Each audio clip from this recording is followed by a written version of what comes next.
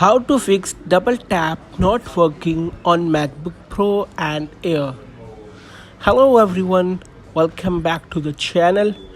Today in this video I will show you how to fix double tap not working on MacBook Pro and Air.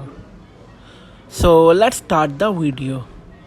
By the way, I'm using macOS Sonoma, which is the latest version of macOS. If you are using an older version, then the interface might be a little bit different. To fix double tap issue of MacBook Pro and Air, tap on Apple icon at the top bar menu of the desktop screen. So tap on it. A drop-down menu will appear on your screen. Select System Settings. Once you select this, a new window will appear on your Mac screen. In this window, find and tap on Accessibility.